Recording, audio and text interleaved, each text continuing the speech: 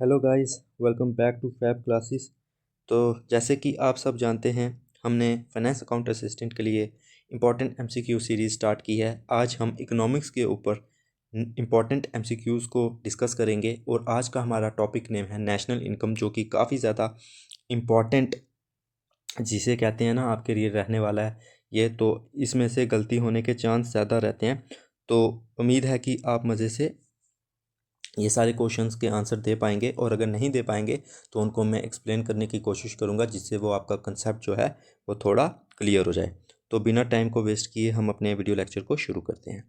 तो हमारा first question है, what is the largest component of gross domestic product using the expenditure approach in most developed economics. Simple सी बात है कि ग्रॉस डोमेस्टिक प्रोडक्ट यानी कि जीडीपी में जब हम कैलकुलेट करते हैं किसके द्वारा, एक्सपेंडिचर मेथड के द्वारा, तो उसमें सबसे ज़्यादा जिसे कहते हैं ना लार्जेस्ट कंट्रीब्यूटर कौन सा होता है, ठीक है ना। तो क्या वो नेट एक्सपोर्ट्स होते हैं, इन्वेस्टमेंट होती है, कंजप्शन होती है, या गवर्नमेंट परचेजेस होती हैं? तो वो सिंपली कंजप्शंस होती हैं, ठीक है ना। तो राइट आंसर सी है। आगे बढ़ते हैं क्वेश्चन नंबर 2 की ओर। If nominal GDP increased by 5% and the GDP deflator increased by 3%, what was the approximate change in real GDP? तो देखिए, सबसे पहले आपको जीडीपी डिफ्लेटर का फार्मूला पता होना चाहिए, जो कि सिंपली क्या होता है, जो होता है nominal GDP minus real GDP into 100, ठीक है ना। ये होता है फार्मूला। अब इसमें जीडीपी डिफ्लेटर दिया हुआ है, जो कि किससे इंक्रीज़ हो रहा है, 5% से इंक्रीज़ हो रहा है, ठीक है। ओके, नॉमिनल जीडीपी भी इंक्रीज़ हो रही है 5 से, और क्या बोलते हैं जीडीपी डिफ्लेटर भी इंक्रीज़ हो रहा है। तो एक चीज़ मैं अब आपको बताऊंगा जो कि आपको याद रखनी है, कि जो रियल जीडीपी होती है ना, वो nominal GDP growth minus inflation होता है। क्या होता है रियल जीडीपी?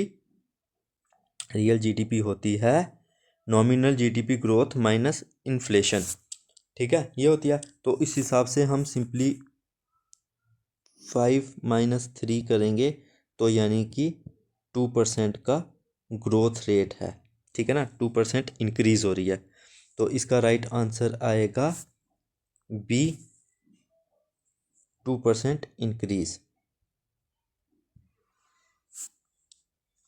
ठीक है। राइट आंसर बी है।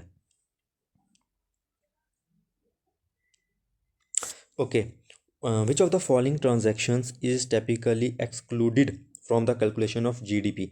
तो जीडीपी कलेक्ट करते समय, यानी कि कैलकुलेट करते समय, कलेक्ट नहीं कैलकुलेट करते समय कौन सी ट्रांजैक्शन को एक्सक्लूड यानी कि कंसीडर नहीं किया जाता? तो देखिए, the purchase of 100 shares of Microsoft stock, ये जो इसका बी आंसर है ना, ऑप्शन है, यही राइट आंसर है। अब क्यों इसको क्यों नहीं कंक्लूड किया जाता? देखिए, ये जो purchase of 100 shares of Microsoft stock है, ये सिंपली क्या है, चेंज ऑफ ऑनरशिप है। इसमें कोई नया फाइनल गुड या सर्विस प्रोड्यूस नहीं हो रही, ये सिंपली एक ऑनरशिप चेंज है। इस वजह से इसको जीडीपी में इंक्लूड नहीं किया जाता, एक्सक्लूड किया जाता है। तो राइट, क्वेश्चन नंबर 4 की ओर बढ़ते हैं। The difference between gross domestic product and gross national product is generally primary due to. देखिए, अगर हमें जीडीपी में से जीएनपी निकालना है, क्या निकालना है हमें, जीडीपी में से जीएनपी निकालना है, तो हमें क्या करना होगा? तो देखिए, सिंपली मैं आपको फार्मूला बता देता हूँ जो कि हेल्पफुल होगा। देखिए, GDP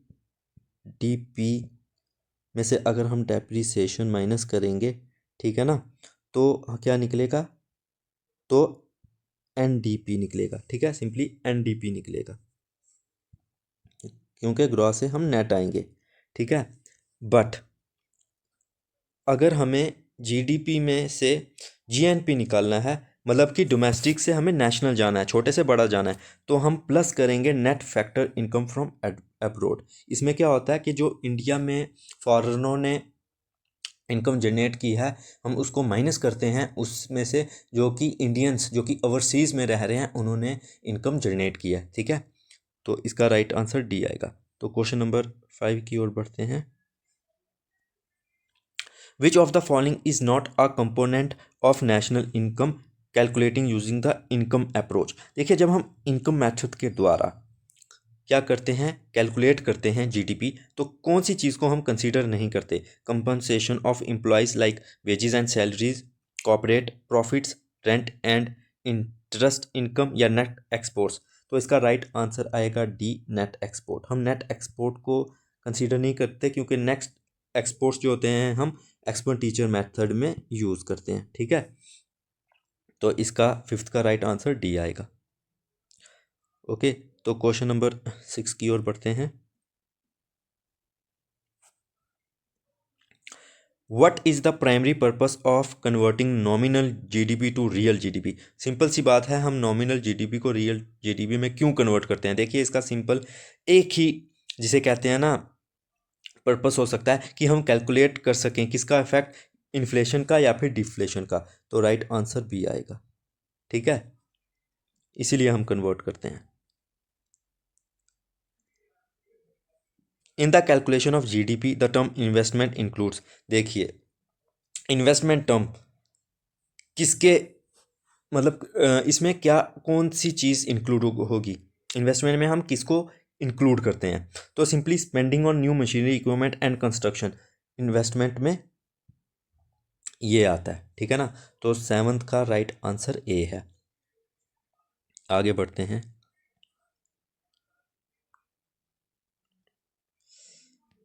second, how is national income related to net national product? Simply national income कैसे रिलेट है? देखिए, जो हम income of a country calculate करते हैं ना, वो हम net national product at factor price में ही क्या करते हैं, कैलकुलेट करते हैं। तो जिसका राइट फार्मूला होता है option D, net national product minus indirect business taxes plus subsidies. ठीक है, तो इसका राइट आंसर आ जाएगा डी। तो कभी कभी ये क्वेश्चन आता है कि नेशनल इनकम किसको कहा जाता है? तो net national product at factor cost, market cost, market price नहीं, फैक्टर कॉस्ट को कहा जाता है national income of a country. Okay, if nominal GDP 20 trillion and real GDP is 16 trillion the GDP deflator is. देखिए, GDP deflator मैंने आपको बता दिया क्या होता है। डिफ्लेटर में सिंपल आपको क्या करना है, रियल को नीचे रखना है, नॉमिनल को ऊपर रखना है और 100 करना है, आपको मल्टीप्लाई करना है 100 के साथ। ठीक है, आपको सिंपल ये करना है। ओके, आपको सिंपल ये करना है। तो अब वो हम कैसे कैलकुलेट करेंगे? हम ऊपर रखेंगे नॉमिनल जीडीपी को जो कि 20 है, नीचे रखेंगे 16 को, ठीक है ना, 16 को इंटू करेंगे 100। तो जब इसको सॉल्व करोगे तो 125 आपका आंसर आ जाएगा, यानी कि A answer. Okay, question number 10 है, personal income is the income received by households which of the following is typically added to national income to arrive at personal income. देखिए, हमें personal income जो होती है, पहले आपको ये समझना ज़रूरी है कि पर्सनल इनकम क्या होती है। पर्सनल इनकम जो एक इंडिविजुअल के पास होती है, क्या करके, इंपॉर्टेंट है, क्या करके, क्या वो एक्सक्लूड करके मतलब टैक्स वगैरह दे के पर्सनल इनकम होती है? तो नहीं। देखिए, जब हम टैक्स वगैरह दे देते हैं तो उसके बाद पर्सनल डिस्पोजेबल इनकम हमारे पास होती है। ठीक है ना, लेकिन पर्सनल इनकम थोड़ी अलग है। तो इसमें आएगा कि पर्सनल इनकम में हम क्या चीज़ जो है वो इंक्लूड करेंगे। तो राइट आंसर आएगा डी, गवर्नमेंट ट्रांसफ़र पेमेंट्स जो हैं हम इसमें इंक्लूड करेंगे। तो अगर आपको लगता है मैं थोड़ा तेज़ बोल रहा हूँ क्योंकि मैं सोचता हूँ कि वीडियो लेक्चर जो है ना इसकी लेंथ छोटी होनी चाहिए, तो आप आराम से वीडियो को पॉज करके ना तो पढ़ के अपना आंसर मार्क करके सीधे आंसर देख लिया करो। ओके, तो क्वेश्चन नंबर 11 की ओर बढ़ते हैं। A major drawback of using GDP as a measure of a country's welfare is that it does not account for, मतलब कि वो क्या चीज़ इंक्लूड नहीं करती। देखिए, जो final good and service produce करने में इन्वायरमेंट का नुकसान हो रहा है, या जो नेचुरल रिसोर्सेज का वेस्टेज हो रहा है, या वो दिन ब दिन ख़त्म हो रही हैं, डिप्लेशन हो रही है, उसको नहीं करती। तो इसका राइट आंसर आएगा डी। ठीक है ना, the depletion of natural resources is not included in GDP, it is the main drawback. The value added method of calculating GDP avoids which problem. देखिए, जब हम वैल्यू एडिड मेथड के द्वारा हम GDP जिसे कहते हैं ना कैलकुलेट करते हैं, तो उसमें हम इंटरमीडिएट कंजप्शन को, ठीक है ना, इंटरमीडिएट प्रोडक्ट के कंजप्शन को इंक्लूड नहीं करते। तो उससे क्या होता है, double counting of intermediate goods नहीं होता। ठीक है ना, इसका राइट आंसर सी है। अब क्यों, देखिए, अगर जो इंटरमीडिएट गुड्स वो होते हैं जो कि एक फाइनल प्रोडक्ट बनाने के लिए यूज़ होते हैं। जैसे कि मैं बता दूं कि अगर टायर है, अगर आप टायर बना रहे हैं तो उसमें रबड़ का इस्तेमाल हो रहा है और दूसरी चीज़ों का यूज़ हो रहा है। तो फाइनल टायर बनने से पहले दो तीन जो प्रोडक्ट मिलके एक उसका जिसे कहते हैं ना बेस बनेंगे, या जिसके बाद वो फाइनल प्रोडक्ट मतलब बन सकता है। तो जब वो उस स्टेज में आएंगे उसको इंटरमीडिएट गुड कहते हैं, क्योंकि उसके बाद जब हम फाइनली उसको थोड़ी और मॉडिफिकेशन करेंगे या कुछ और ऐड ऑन करेंगे तो फिर वो फाइनल प्रोडक्ट बनेगा। तो अगर हम तब भी उसको हम काउंट कर लेंगे और उसके बाद जब हम फिर फाइनल गुड्स में उसको इंक्लूड करेंगे तो उससे क्या होगा, वो दो बार काउंट हो जाएगा। तो इनकम जो वैल्यू मेथड है इसमें ये प्रॉब्लम नहीं होती। ठीक है ना, क्योंकि वो double counting of intermediate good को अवॉइड करता है। तो क्वेश्चन नंबर 13 की ओर बढ़ते हैं। A social security payment to a retired person is an example of. देखिए, जो सोशल सिक्योरिटी पेमेंट एक रिटायर्ड पर्सन को मिलती है वो एक ट्रांसफ़र पेमेंट है, इसलिए वो GDP में इंक्लूड नहीं होगी। तो राइट आंसर ए आएगा। ओके, राइट आंसर ए आएगा। क्वेश्चन नंबर 14 की ओर बढ़ते हैं। In the simple two sector circular flow of income model, what is the flow from household to firm. देखिए, एक simple two sector circular flow है income model, उसमें household के द्वारा फर्म को क्या जाएगा, तो सिंपली कंजप्शन जाएगी। ठीक है ना, कंजप्शन एक्सपेंडिचर जाएगा जो वो स्पेंड करेंगे गुड और सर्विसेज में। ठीक है ना, तो राइट आंसर डी है इसका। ठीक है,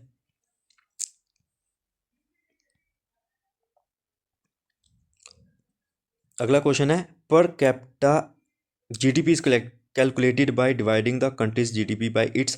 देखिए, जो पर कैपिटा GDP है उसको हम सिंपली किससे कैलकुलेट करते हैं, जो टोटल GDP है उसको टोटल पॉपुलेशन से डिवाइड कर देंगे। तो किससे हम कैलकुलेट करते हैं डिवाइड करने से, टोटल पॉपुलेशन। तो राइट आंसर ए है। क्वेश्चन नंबर 16 है, which of the following represents a leakage from the circular flow of income. देखिए, सर्कुलर फ्लो ऑफ इनकम जो है, जो आप फैक्टर ऑफ प्रोडक्शन पढ़ेंगे, household to firm, firm to household, तो आपने पढ़ा होगा। तो उसमें लीकेज का काम क्या करता है, तो इम्पोर्ट्स, क्योंकि इम्पोर्ट्स जो होते हैं वो फॉरेन में प्रोड्यूस हुए गुड जो है एक डोमेस्टिक कंट्री यूज़ करती है, जिसकी वजह से वो सर्कुलर फ्लो में एक लीकेज का काम करते हैं। ठीक है, तो क्वेश्चन नंबर 17 की ओर बढ़ते हैं। Consumption of fixed capital depreciation is subtracted from gross domestic product to get. देखिए, मैंने ऊपर ही आपको बता दिया था कि आप जब GDP में से माइनस करेंगे डेप्रिसिएशन तो आपको क्या मिलेगा, तो आपको नेट डोमेस्टिक प्रोडक्ट मिलेगा। ठीक है ना, तो राइट आंसर ए है। 17 का ए राइट आंसर है। ओके, क्वेश्चन नंबर 18 की ओर बढ़ते हैं। Okay, disposable personal income is the amount of income house hold have left after paying. देखिए, डिस्पोजेबल पर्सनल इनकम क्या होती है, जबकि पर्सनल इनकम टैक्सेस और नॉन टैक्स पेमेंट जैसे कि फीस वगैरह सब कुछ पे कर दिया जाता है, तो उसके बाद जो इनकम एक बंदे के पास बचती है उसको पर्सनल डिस्पोजेबल इनकम कहते हैं। तो राइट आंसर आएगा डी। ठीक है, तो क्वेश्चन नंबर 19 है, in calculating real GDP the prices of which year are used. तो देखिए जब हम रियल जीडीपी को कैलकुलेट करते हैं तो ऊपर हम क्या सिंपल हम एक डेजिनेटेड बेस ईयर जो होता है उसको लेते हैं और उसी की कंपैरिजन हम करते हैं करंट ईयर से। तो राइट आंसर आएगा B, a designated base year. ठीक है।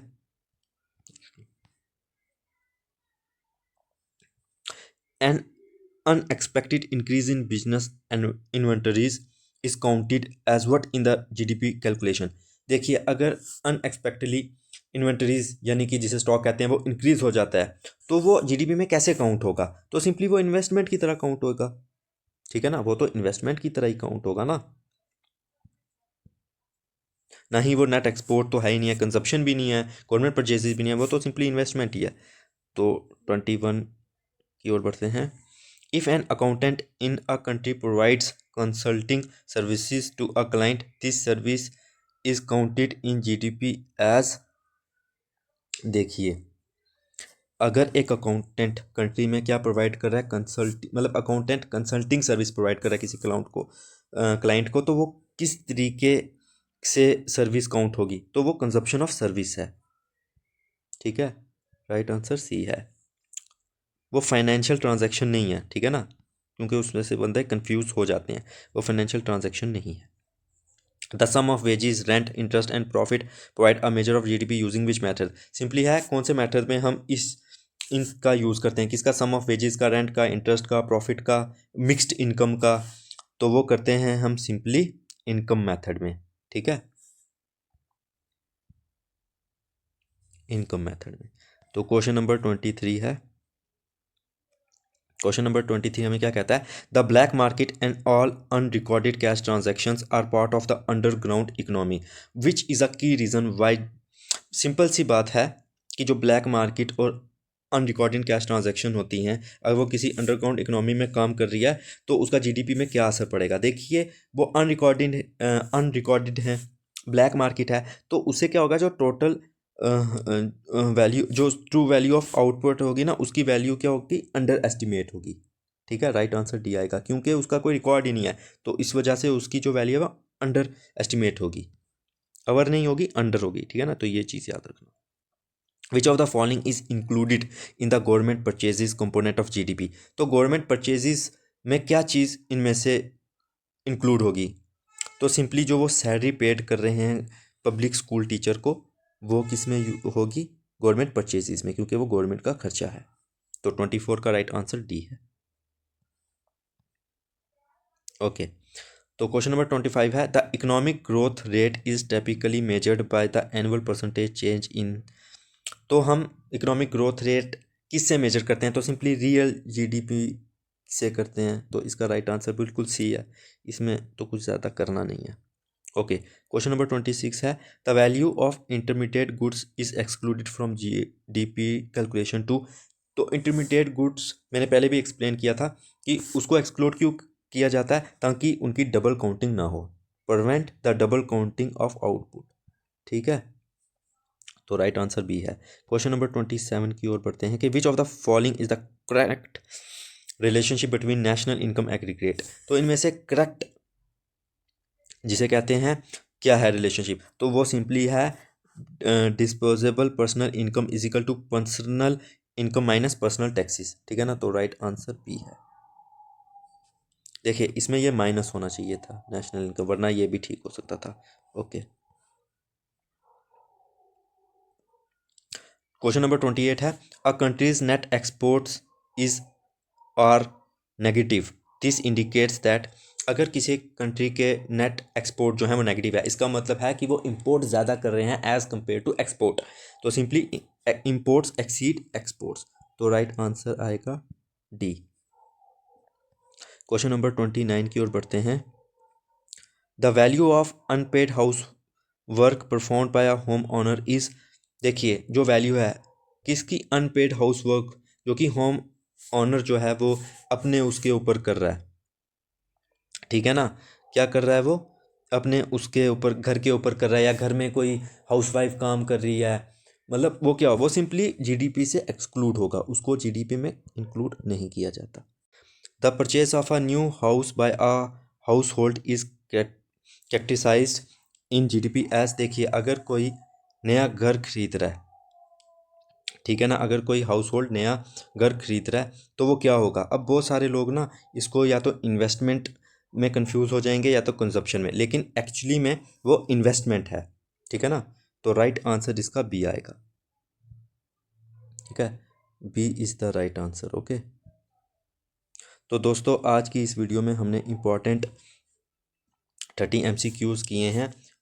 मुझे उम्मीद है कि आपको समझ आया होगा, और अगर नहीं आया तो कोई भी अगर आपको डाउट है तो आप कर सकते हैं कमेंट में। तो आज की वीडियो में बस इतना ही, बाय।